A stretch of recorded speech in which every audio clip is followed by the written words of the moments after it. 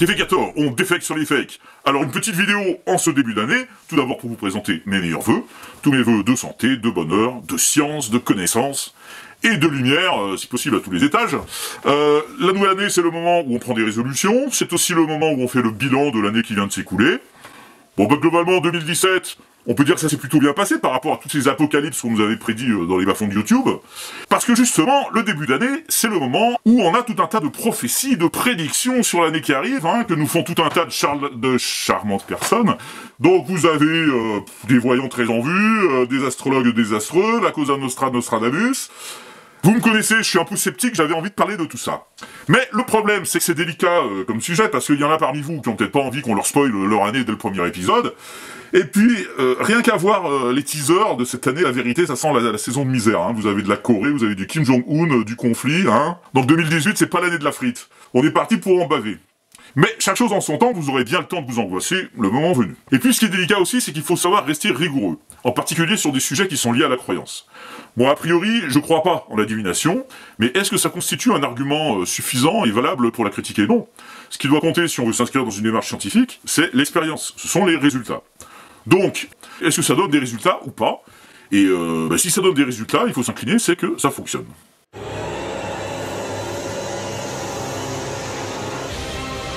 Paul le Poulpe parade fièrement. La foule se presse, toujours plus nombreuse, toujours plus fascinée. Car Paul a encore eu raison hier soir. L'Allemagne a bien battu l'Uruguay. Les poulpes possèdent 9 cerveaux. 2 boîtes transparentes aux couleurs des 2 adversaires, la même dose de nourriture dans chacune. Et curieusement, Paul ouvre à chaque fois la boîte du futur vainqueur. Une intuition qui fascine des milliers d'admirateurs. Vendredi, devant 120 journalistes et même retransmis en direct à la télévision dans certains pays, Paul a parié sur la victoire de l'Espagne en finale. Il reçoit surtout beaucoup de lettres d'admirateurs. Il est quand même à 100% de réussite. Et franchement, je n'ai pas d'explication. Ok, bon bah voilà, sur la Coupe du Monde 2010, Paul le Poulpe a été testé 8 fois, et il a obtenu 8 fois les bons résultats. Fiabilité 100%. Respect Paul le Poulpe, en termes de probabilité, une chance sur 2 par une chance sur 2 par une chance sur 2, et ça 8 fois, il avait une chance sur 256 d'obtenir ce résultat. Du coup, il nous donne déjà une première leçon d'humilité. Donc voilà, on va parler de prédictions, mais pour être rigoureux, on va pas chercher à faire des critiques a priori sur la méthode de ceux qui prédisent, ou chercher ce qu'ils ont 9 cerveaux ou quoi. On va se pencher sur la fiabilité de leurs résultats. Donc pour ça, on va prendre leurs prédictions pour 2017, et on va les vérifier maintenant que l'année s'est écoulée, est-ce que ces prédictions se sont réalisées. Voilà notre méthode. Et il y a un autre domaine qu'on connaît bien, où on fait de la prévision tous les jours, c'est la météo. Donc il y a des logiciels, des modèles déterministes qui font des prévisions, et pour les améliorer, c'est comme ça qu'on fait sans cesse, on les évalue, on compare leurs prévisions avec ce qui s'est réellement passé, et on fait donc l'analyse a posteriori des écarts de prévision, et c'est comme ça qu'on les fait évoluer. Là, ce que vous êtes en train de voir, c'est le projet Earth. Donc c'est une modélisation en 3D de tous les paramètres météo mesurés autour du globe. Bon, on peut zoomer où on veut. Toute la surface de la Terre est découpée en zones avec un maillage très fin, donc en France c'est le réseau Arome, 1 point tous les kilomètres 3, et ça monte jusqu'à 60 km d'altitude pour intégrer les mesures qui sont faites dans l'atmosphère par les ballons de sonde. Et donc on utilise dans chaque zone les données qui sont remontées par les stations météo internationales, la direction et la force des vents, à la surface ou en altitude, sur la terre ou en mer, les courants océaniques, les concentrations en particules, la température, l'humidité de l'air, la pression atmosphérique. Plus les données sont précises, plus les prévisions seront fines. Alors, on peut même le voir en projection sur des cartes. Mais tiens, c'est marrant, il n'y a pas l'air d'avoir de modèle qui correspond à la Terre plate. Enfin, c'est sûr que si on commence à mettre des dômes en verre dans le système, ça fonctionne plus du tout pareil. Parce que tout ça, c'est quand même basé sur la circulation des masses d'air autour du globe, et forcément, les modèles de prévision qui s'appuient sur ces données, ils utilisent essentiellement des lois de la mécanique des fluides. Donc, si vous commencez à mettre des dômes en verre dans le système, l'air va plus du tout circuler pareil, ça fonctionnera plus, évidemment. Donc, quand on évalue les prévisions de Météo France, par exemple, on s'aperçoit qu'elles sont fiables à 90% sur 24 heures pour le type de temps. Et puis après, plus on essaye de prévoir loin, plus la fiabilité diminue. Pareil pour les prévisions de température, mais ils expliquent que ça continue d'évoluer justement grâce à l'amélioration de leur système de prévision déterministe. Aujourd'hui, les prévisions à 4 jours sont aussi fiables que les prévisions à 3 jours d'il y a 10 ans. Et puis, il y a aussi le matériel qui évolue. Paul le Poulpe, il avait 9 cerveaux, mais là, il y a un des 30 ordinateurs les plus puissants du monde. 2 millions de milliards d'opérations par seconde, 2,5 pétaflops, c'est l'équivalent de 30 000 PC du quotidien. 2 2,5 pétaflops, hein. Le nombre de flops, ça représente le nombre d'opérations en virgule flottante que l'ordinateur est capable d'effectuer par seconde. Et péta, c'est 10 puissance 15. Alors on a besoin de toute cette puissance parce qu'il y a des cas où la prévision déterministe, elle suffit pas. À cause du fameux principe du battement d'aile du papillon, c'est très difficile de prévoir tous les mouvements d'air dans l'atmosphère. Alors, on fait aussi des prévisions probabilistes. On essaye plusieurs variations possibles à partir d'une même situation, et on regarde la tendance de ce qui revient le plus souvent dans les différents essais, et derrière, du coup, il y a quand même une expertise humaine qui vient faire le tri à la fin pour sortir la prévision finale, quoi. Bon, après, si vous voulez aller plus loin dans la prévision météo, vous avez des sites de passionnés qui vous expliquent tout ça. Là, celui-là, par exemple, il est très bien fait. Je vous l'ai mis en lien dans la description sous la vidéo. Il y a des tutoriels qui vous montrent comment installer des modèles de prévision pour lancer vos propres runs sur votre machine. Alors, il faut être un peu calé en info, hein, mais ça se fait. Et comme toutes les données mesurées par les stations météo du réseau Arome sont librement accessibles, vous y avez accès en permanence pour pouvoir faire vos propres prévisions météo, si celles de Météo France ou d'un autre opérateur ne vous conviennent pas. Bon, mais revenons à nos prophètes à présent. On va donc les évaluer. Alors attention, je vais flouter leurs noms. Le but, c'est pas de les afficher, hein. Comme d'habitude, ici, on n'est pas là pour s'attaquer aux personnes. On est là pour faire une expérience et voir si ces prévisions fonctionnent ou pas.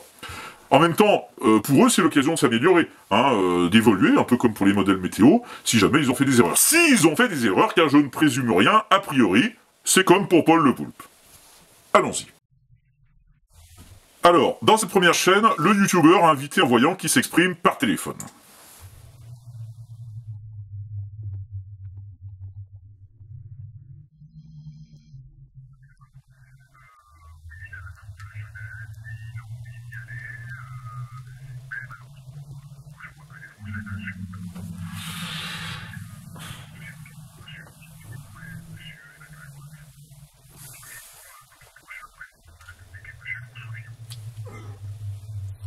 Quel est le choix des Français?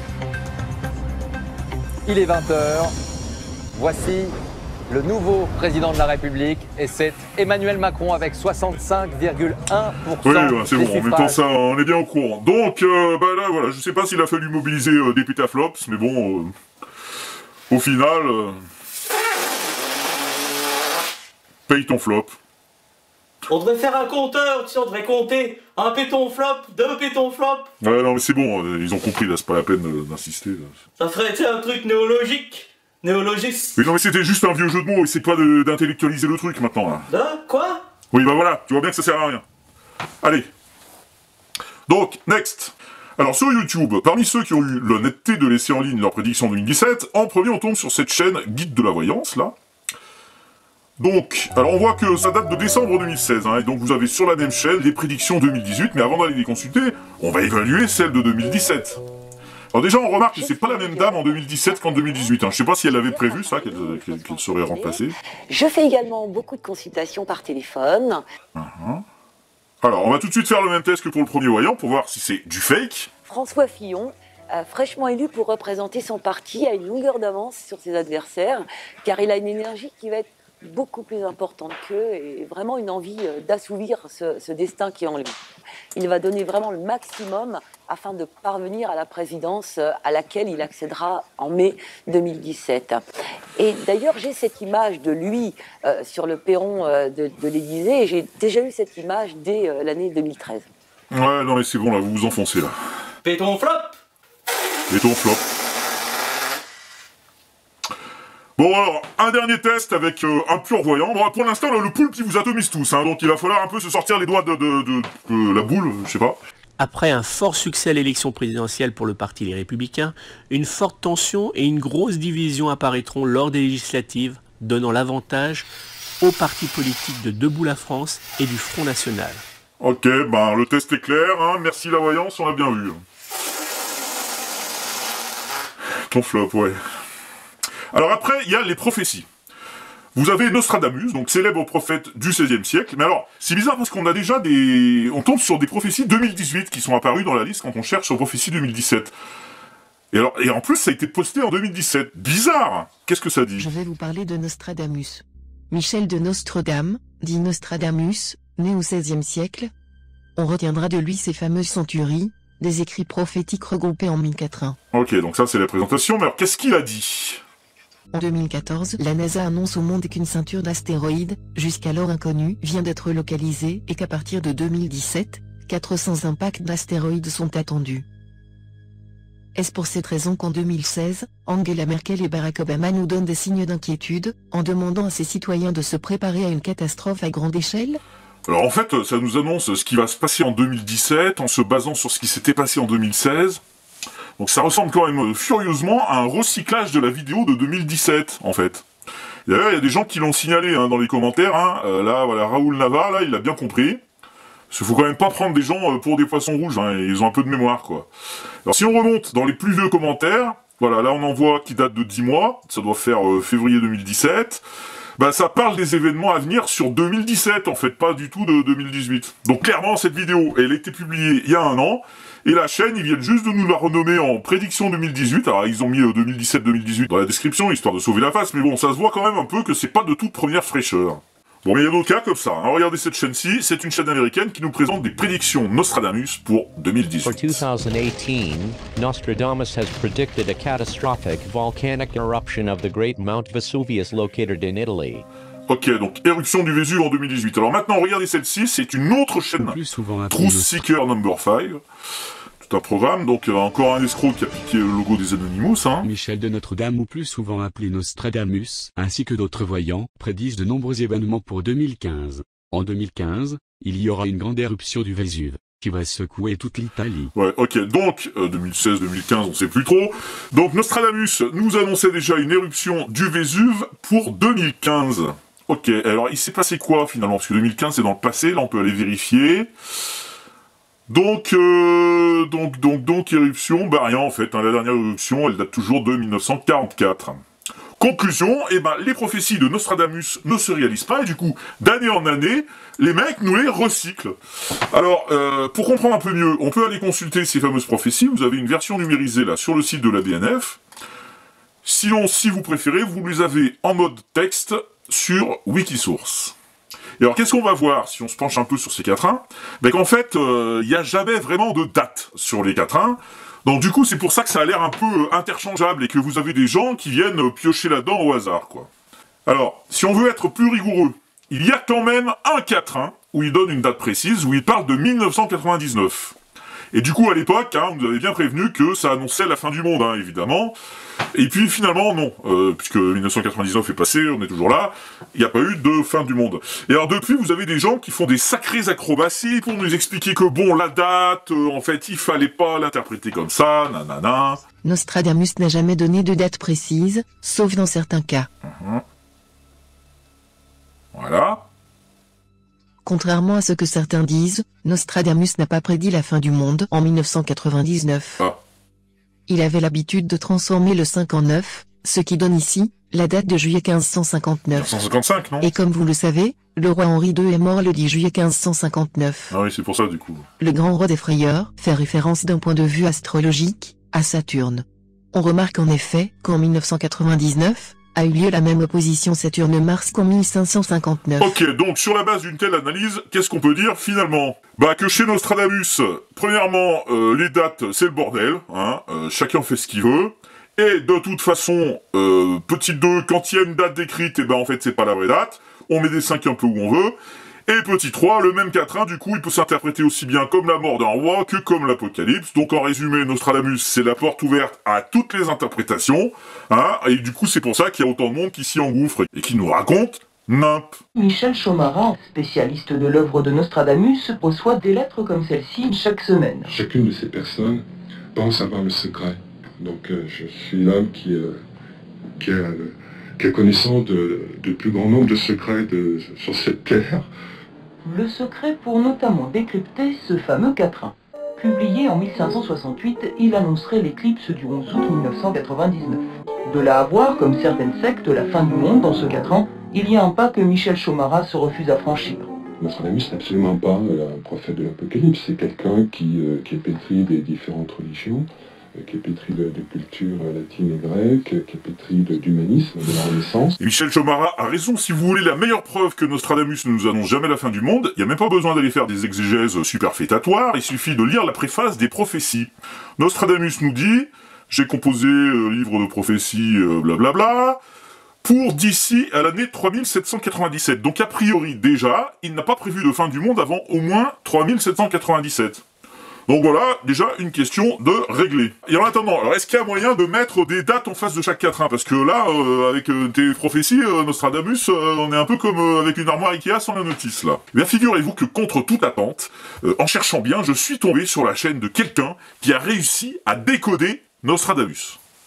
Écoutez bien. Le numéro du quatrain 8 de la centurie 1 correspond au 8e jour d'un calendrier annuel, c'est-à-dire au 8 janvier. Il faut alors repérer le 8 janvier dans les éphémérides de la Renaissance. Vous avez les positions des planètes sur le zodiaque, tous les aspects lunaires des planètes. Au 8 janvier, nous avons une opposition Lune-nœud de la Lune. Il déduisait, d'après ces tables de calcul, les années qui correspondaient. Alors, hein? Ok, il est pas évident le mode d'emploi, mais c'est comme le poulpe, c'est pas parce qu'on comprend pas que ça marchera pas, hein. Moi je le sens bien là, le gars il a bossé son truc, il a fait des tableaux, il y a des données en entrée, il a un algorithme, je le sens bien. Alors on va l'évaluer parce que justement il a sorti un bouquin l'an dernier qui traitait de l'interprétation des quatrains de Nostradamus concernant les élections présidentielles. Et à cette occasion il avait donné une interview qu'on va regarder tout de suite. Moi je le sens bien, à mon avis là on le tient à notre poulpe. Là ça va être autre chose que la voyance. Vas-y mon gars. Nostradamus a dit que les Le Pen, c'était un nom prédestiné, aussi bien que De Gaulle. Le Pen, ça veut dire en breton la tête, le chef. Je trouve un anagramme où il est dit que Marine tentera le pouvoir et le gagnera. Alors quels sont les quatrains pour le futur? Indignation et rébellion à Nantes. Nantes est depuis longtemps une ville socialiste. Après le 7 mai, disons à partir du 18 mai, on peut imaginer en France une révolte possible de plusieurs cités sous l'impulsion d'une gauche non démocratique n'acceptant pas le Front National. Ok, bon, bah, je me suis un peu enflammé, j'espère qu'en regardant le 4-1, ça partait de loin, là. En plus, il a même pas pu se tromper en transformant les 9 en 5, puisque celui-là, il y en a pas. Ouais, péton flop. Ces outils de calcul sont donnés dans mes livres, les calendriers de Nostradamus. Oui, non mais d'accord, hein. Alors, on va arrêter les frais avec Nostradamus, hein. De toute façon, ce sont pas les prophètes qui manquent, on en a toute une ribambelle qui nous ont prédit la fin du monde en 2017, parce qu'ils voyaient des signes partout, dans les catastrophes, les tremblements de terre, etc. Même si ça, c'est pas méga nouveau.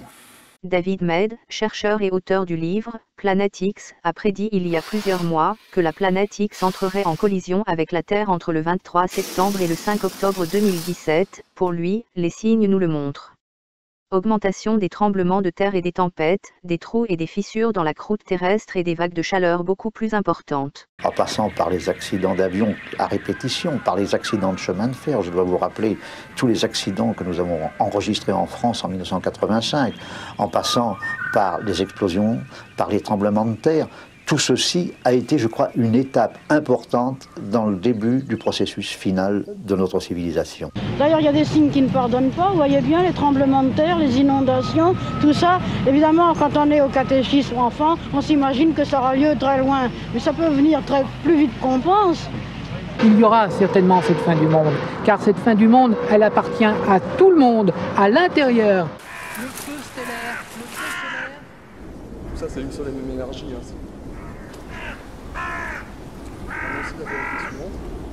On est sur le chemin de la paix et de l'harmonie sur Terre et dans le cosmos. Il y a des bases intraterrestres, extraterrestres ici. On a pu observer des géants de 3-4 mètres là dans le champ en face d'ici. Ah ça y est, je me suis perdu dans YouTube.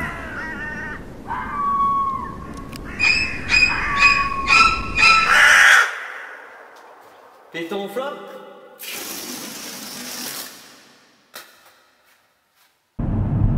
Heureux ceux qui seront à Bugarak ce 21 décembre, ils seront épargnés. Ce petit village français de l'Aude est en effet censé être préservé de la fin du monde. Elle doit avoir lieu ce vendredi selon une interprétation du calendrier Maya. Quelques 250 reporters de 17 nationalités ont investi ce petit village de 200 âmes pour couvrir la supposée apocalypse. Et un important dispositif de sécurité a été mis en place au cas où. La seule chose que nous redoutons, c'est qu'il y ait des gens assez irresponsables et assez faibles d'esprit pour tenter de dépasser les cordons des forces de l'ordre, pour tenter de monter sur la montagne, et une fois sur la montagne, tenter de se jeter dans le vide pour espérer atteindre cet hypothétique vortex qui pourrait les amener vers d'autres dimensions. Alors, les sommets du ridicule. Les uberlus, les journalistes, là, tout le monde nage dans le nimp, là. Bref, on a survécu à 2012, et certains ont même mieux survécu que d'autres. Oh mon Dieu! On est au paradis! C'est extraordinaire! Suzanne Chomsky n'est pas une passagère comme les autres. Responsable d'une agence de voyage spirituel, elle organise une croisière très spéciale. Son thème, la fin du monde. Sur les 4000 passagers du bateau, 250 sont venus spécialement pour elle. Au programme de leur semaine, conférences, débats sur l'apocalypse et surtout méthodes pour échapper à la fin du monde. Ce matin, la croisière de l'apocalypse va connaître son apogée. Pour 160 € la demi-journée, Suzanne leur propose une cérémonie maya, un rituel organisé de toutes pièces, spécialement pour eux. On rentre dans une nouvelle dimension. C'est l'apocalypse maya. Oh, ils auraient pu mettre un lama à plume. La cérémonie se termine, tout le monde est entré dans la danse. Grâce à cette excursion de quelques heures, Suzanne vient d'empocher 34 000 €. Quel cirque, c'est du cirque. Là, on a du mal à discerner qui est le plus pathétique, là. Hein. Ceux qui y croient, ceux qui profitent de la croyance des autres, ou les médias qui viennent faire genre on se moque après avoir alimenté le truc, hein, parce que déployer 250 journalistes à Bugarak pour ces conneries, hein, franchement, faut pas s'étonner derrière, quoi. Elle est encore loin, la lumière, moi je vous le dis. Bref, puisque c'est le moment de faire des bilans, moi si je regarde un peu en arrière sur l'année qui s'est écoulée, là, hein, sur cette chaîne, il y a quelque chose qui revient assez régulièrement, quand même, et quel que soit le sujet dont on parle, et j'en avais pas forcément conscience au départ, mais je crois qu'au fond, maintenant, derrière les fakes, c'est un peu ça, le vrai sujet de cette chaîne. C'est la manière révoltante, écœurante, dont certains utilisent la crédulité des autres, quoi. Avec cynisme, avec froideur. Alors, il y a bien quelques gens barrés qui croient en des théories aberrantes, hein, mais la plupart du temps, on a quand même affaire à des manipulateurs qui vont juste sciemment profiter de la faiblesse des autres. Et alors, pour des raisons idéologiques, parfois pseudo-religieuses, ou plus basiquement pour des raisons mercantiles, hein, et qui vont donc prendre l'autre pour un con et profiter de lui, quoi. Et bien piétiner la science au passage, hein, bien entendu, quoi. Donc voilà, un truc qu'on pourrait se souhaiter peut-être pour 2018, qu'on réussisse un peu à empêcher ça, quoi. Rien que ça, ce serait pas mal, déjà. Bon, mais revenons à notre fin du monde. Alors, la dernière fin du monde, à quoi était-elle due? Dans Apocalypse 12.1, il est question d'un grand signe. Eh bien, ça tombe bien, on a justement une Bible à la maison. Je viens de la récupérer, elle était sous le pied de l'armoire. Non, je déconne, hein. Non, ça peut servir, dans des cas comme celui-là, par exemple. Alors, donc ça correspond, Apocalypse 12.1, au premier signe de l'Apocalypse. Et apparut un grand signe dans le ciel, une femme enveloppée du soleil, et la lune sous ses pieds, et sur sa tête une couronne de 12 étoiles. Et elle est enceinte, et elle crie dans les douleurs et les tortures de l'enfantement. Ok, mais quel rapport avec le 23 septembre 2017? Le 23 septembre 2017, la Vierge est revêtue du soleil. Au-dessus de la tête de Virgo la Vierge, nous voyons aussi la constellation Léo, le lion, qui contient 9 étoiles. Proche de ces 9 étoiles, nous voyons les planètes Mercure, Mars et Vénus. Jupiter, l'astre roi de notre système solaire, se trouvera proche du ventre de Virgo, la Vierge, précisément dans la zone où un enfant viendrait au monde. Bon, bah c'est de l'astrologie, quoi. Hein. Alors déjà, il faut faire abstraction des étoiles qui sont pas dans les constellations, hein, parce que sinon il y en a beaucoup plus de 12 dans la couronne, et ça marche pas du tout. Mais admettons. Eh bien de toute façon, du point de vue des Écritures, ça n'a aucun sens d'aller chercher dans la Bible une quelconque date ou une heure de la fin du monde. Pourquoi? Parce que c'est écrit, voilà, si on veut respecter les Écritures, hein, ici dans Matthieu 24, verset 36. C'est, ah oui, alors c'est au moment où ils sont montés sur le mont des Oliviers, hein, et il y a un des disciples qui demande à Jésus, dis-nous quand sera ta venue, quand sera la fin du monde, et qu'il leur répond, mais ce jour et cette heure, personne ne les sait, ni les anges, ni les cieux, ni le Fils, c'est-à-dire lui, il n'y a que le Père seul. Donc, la déclaration est très claire, il y a une fin du monde.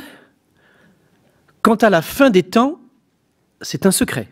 Donc, la fin du monde n'est pas un secret, mais la fin des temps est le secret du Père, même vis-à-vis du Fils. C'est vrai que l'Écriture dit « il y aura de grands signes dans le ciel et les étoiles ». Mais, très sincèrement, ce texte-là, il ne signifie pas dans les étoiles matérielles. Ou du moins, ça peut venir de temps en temps comme on le voit pour les rois mages. Ça signifie quelque chose de beaucoup plus profond. Le signe dans le soleil c'est quoi? C'est ce qui éclaire notre journée, ce qui fait qu'on sait où se diriger. Les étoiles, c'est ce qui éclaire la nuit, qu'on se dirige la nuit. Et donc, un signe grandiose donné dans le ciel, ça signifie donner à l'intelligence humaine. Voilà, donc c'est une révélation intérieure, et comme d'habitude, la Bible, comme les autres textes religieux, c'est quelque chose qu'il ne faut pas lire au pied de la lettre. D'ailleurs, c'est toute la difficulté, c'est que tout le monde passe son temps à les interpréter différemment. En tout cas, même si je suis pas du tout d'accord avec certaines des idées de ce monsieur, je le précise tout de suite, bon bah déjà, c'est toujours éclairant d'écouter l'autre, et puis je me suis dit que c'était plus pertinent de lui laisser une place dans la vidéo pour qu'il vienne expliquer ça, lui, en tant que croyant. Donc même le prophète ne connaît pas le temps T de ce moment apocalyptique. Mais ce moment apocalyptique, en vérité, on n'a même pas besoin d'une croyance théologique, parce que même les astrophysiciens pensent que notre système solaire n'est pas éternel. Donc ça, c'est un phénomène des fins des mondes, on le voit dans d'autres systèmes galactiques. C'est ce qu'on appelle l'eschatologie cosmique. On le voit. Mais ce qui est singulier dans la Aqidah, c'est que la fin physique et biologique du monde n'est pas la fin du monde. Et là, on est dans la métaphysique.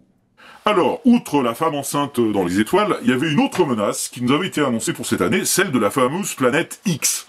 Nibiru, qui fait 4 fois la taille de Jupiter et qui nous génère tout un tas de problèmes et de catastrophes dès qu'elle s'aligne avec le Soleil, et qui risquait carrément d'entrer en collision avec nous. Donc il y a des gens qui ont réellement flippé là-dessus, attention. Alors sur ce sujet, je vais pas réinventer la roue, je vous le dis tout de suite, je vous invite à aller voir la vidéo d'Astronogeek qui en parle. De toute façon là-dessus, il est infiniment plus calé que moi. Sérieusement, Jupiter, c'est un des trucs les plus brillants du ciel. Vous croyez vraiment qu'une planète 4 fois plus grosse fonçant sur la Terre serait passée inaperçue? Nibiru, c'est un mythe. Némésis, c'est aussi un mythe. Mais sur cette planète X, quelques jours avant le 23 septembre, il y a eu une vidéo étonnante qui a beaucoup tourné. Alors elle dure 17 minutes, donc là on va juste en regarder un petit montage, mais il est assez édifiant. J'ai mis au point une grille de lecture qui fonctionne plutôt bien, je crois. Regardez. Le Vatican aurait filmé la planète X grâce à une sonde secrète fabriquée dans la zone 51. Il décéda dans des circonstances douteuses. Ces chemtrails sont une tentative désespérée de géo-ingénierie, semble préoccuper les extraterrestres. Un cercle de culture, ovni géant près du soleil, comme des bruits de trompettes dans le ciel, de repousser les limites des ceintures de Van Allen, les installations ARP, des abris souterrains réservés à une élite, des trolls, ont été employés pour diffuser de la propagande mensongère. Ah, pas le semble, il en manquait juste un pour faire carton plein. En tout cas, c'est assez incroyable, comme finalement, cette fameuse planète X, elle permettrait d'expliquer la quasi-totalité de ces sujets polémiques qui circulent sur le net. On continuera sûrement d'en entendre parler, parce que de toute façon, c'est vrai que c'est bien pratique pour faire flipper les gens qui connaissent rien à l'astronomie, alors que clairement, une planète dont on est censé connaître les alignements avec le Soleil, puisqu'à chaque fois il provoque des séismes, blablabla, on devrait donc être capable de déterminer précisément sa trajectoire, et donc ça fait belle lurette que si elle était si proche et si menaçante que ces vidéos le racontent, on aurait dû l'observer. Donc c'est pas trop la peine de flipper pour ça, ne vous inquiétez pas. Alors, il y avait une chaîne qui était une grande spécialiste de la planète X. À une époque, elle en parlait beaucoup. Voilà, celle-là. Mais ça fait un peu plus d'1 an qu'elle a abandonné le sujet. Donc, on trouve encore quelques vidéos de l'époque qui parlaient de la planète X. Bon, ça remonte déjà, voilà, à 2016. Alors par contre, début 2017, il y a eu toute une série de vidéos sur cette chaîne qui faisait état de prophéties, qui nous racontaient que tout allait basculer cette année. Enfin, encore des trucs bien flippants, comme d'habitude. C'est alors qu'après le printemps, quand les épis de blé seront mûrs, les forces russes vont passer à l'attaque et envahir tous les pays européens. Donc vous avez une petite idée du tableau d'ensemble. J'ai oublié de préciser qu'au mois de mai, après l'élection de Marine Le Pen, il y aura évidemment des troubles civils destinés à affaiblir le pays, et comme le gros des troupes aura été déployé à l'étranger, notamment en Méditerranée, eh ben ce sont les soldats de l'OTAN qui vont intervenir sous prétexte de ramener l'ordre. Ouais, effectivement, c'est pas très probant. Mais non, l'auteur depuis donc a un peu délaissé cette chaîne, il est parti sur Patreon, parce que il nous explique que YouTube asphyxie les chercheurs de vérité.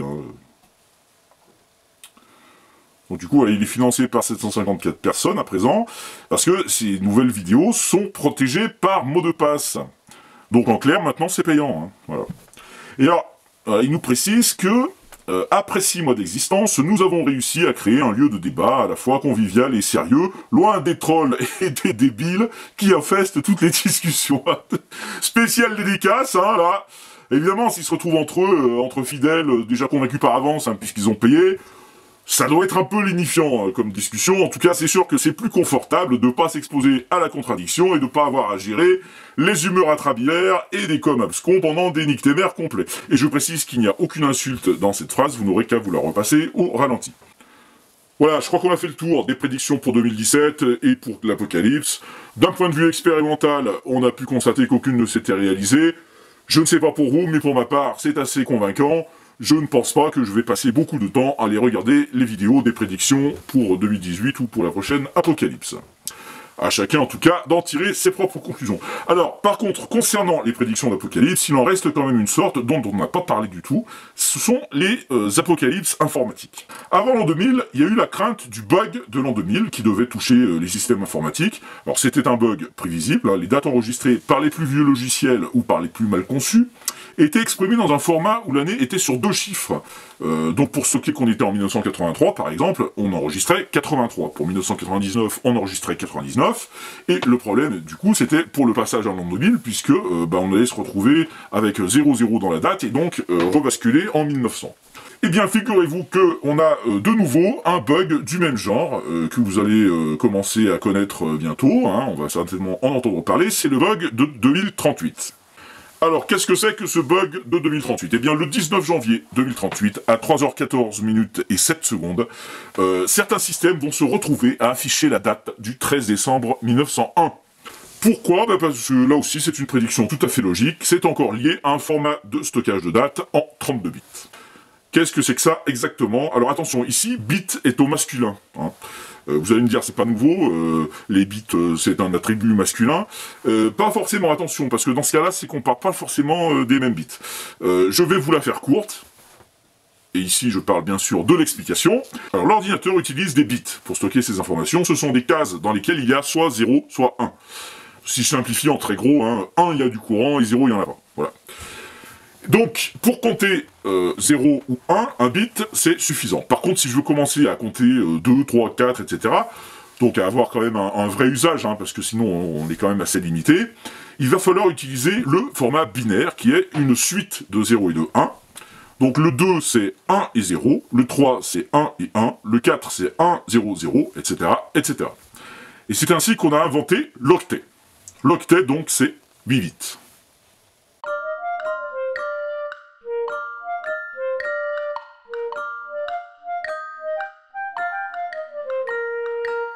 Bon, c'est une représentation d'artiste, hein, je vous laisserai aller découvrir à la suite des aventures d'Octet dans Pacouche Blues, tome numéro 8 de Petit Luc. Donc voilà, le système 32 bits, ce n'est pas un repère de pédophiles francs-maçons, comme les plus tendancieux d'entre vous se l'étaient déjà sans doute imaginé. On utilise dans certains logiciels une représentation du temps qui s'appelle POSIX, et qui s'exprime en nombre de secondes écoulées depuis le 1er janvier 1970 à minuit. Donc c'est apparu dans les systèmes Unix dans les années 70.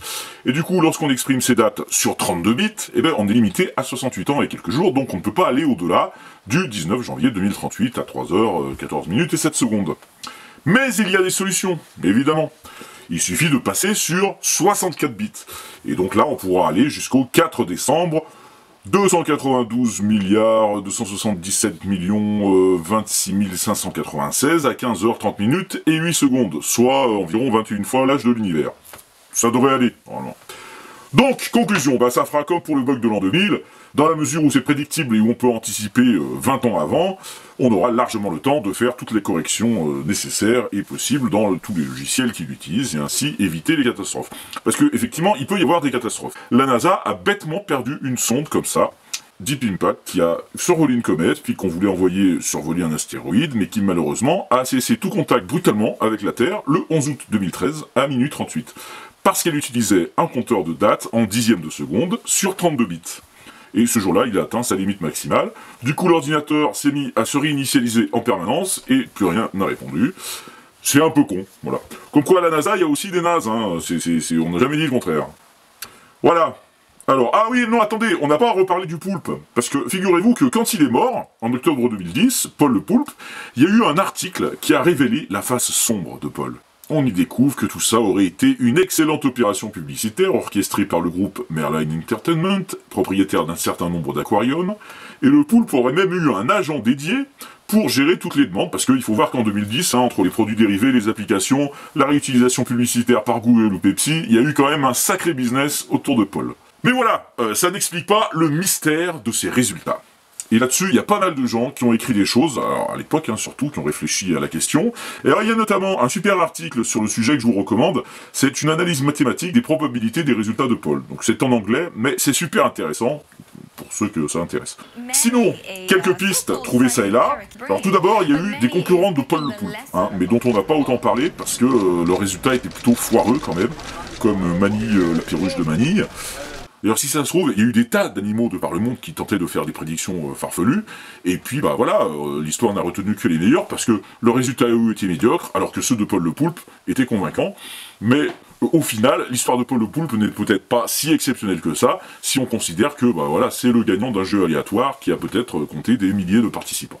Alors, on a pu penser que les prédictions de Paul étaient truquées, mais attention, il sortait quand même ses prédictions avant les matchs. Alors, parmi ceux qui ont avancé des arguments, certains ont pointé le fait qu'on a commencé par interroger Paul sur les matchs de l'Allemagne. Et le Poulpe, bah, une fois qu'il a trouvé une moule sous le drapeau de l'Allemagne, donc peut-être même après avoir été entraîné pour le faire, il a pu associer ce drapeau-là à une moule assurée à chaque fois. Et du coup, il a pu acquérir le réflexe de choisir plutôt spontanément ce drapeau-là. Or, sur ces 7 matchs de prédiction avec l'Allemagne, les 2 seules fois où il n'a pas choisi le drapeau allemand, il a choisi quand même des drapeaux qui sont assez proches. L'espagnol et le serbe avec 3 bandes horizontales à chaque fois, et même des teintes très proches entre l'espagnol et l'allemand. Alors, je parle de teintes parce qu'il est admis que les poulpes ne distinguent pas vraiment les couleurs, juste les contrastes. Du coup, tout ça, ce sont quand même des facteurs qui influencent fortement le résultat et qui le rendent un peu moins extraordinaire que ce qu'il paraissait au départ, mais n'empêche, ce poulpe quand même fait mieux que l'ensemble des voyants et nostradamologues que nous avons consultés jusqu'ici. Donc, respect. Alors, si vous avez d'autres infos sur le poulpe, ou bien si vous avez retrouvé des preuves de prédiction pour 2017 qui se seraient bien réalisées, des prédictions donc de voyants ou d'astrologues divers et variés, mais mettez ça dans les commentaires, qu'on aille y jeter un œil et qu'on s'en fasse une idée. Oui, parce que ici, les commentaires, c'est ouvert aux trolls et aux débiles. Il y en a qui ont déjà trouvé le chemin. Non, je déconne. Tout le monde est bienvenu ici. Bien sûr, le but de tout ça, c'est l'échange. Et si on n'aime pas les gens, il vaut mieux partir vivre en ermite sur une montagne que de faire des vidéos sur YouTube. Et nous arrivons sur une page de gros manipulateurs. Donc là, dès l'arrivée, on est prévenu. Alors, à quoi peut-on voir ça?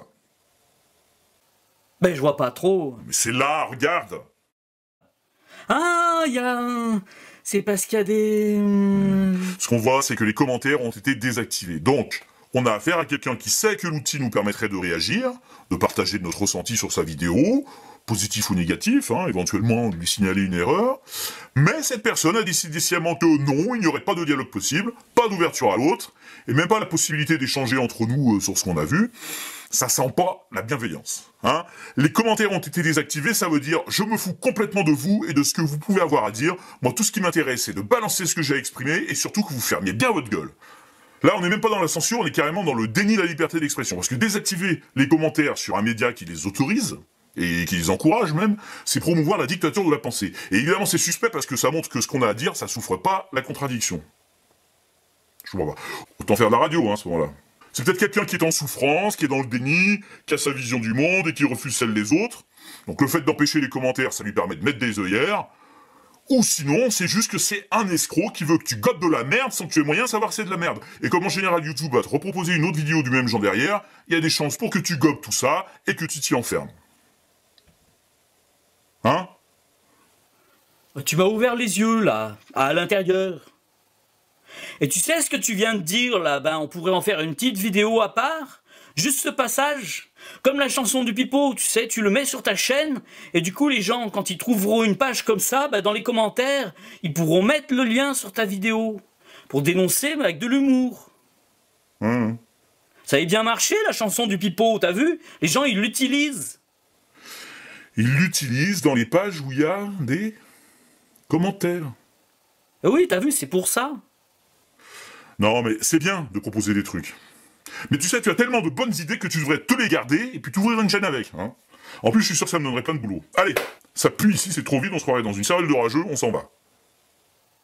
Et c'est par où? Derrière toi. Mais je vois pas. Mais derrière toi, tu te retournes, voilà. Non, c'est sûr, t'es pas voyant, toi. Tant Vanessa, elle me dit que mon costume, il est très voyant. Comme quoi la vie fait pas le moine. Allez, c'est tout droit, là. Et que l'obscurantisme retourne à l'obscurité. Ciao.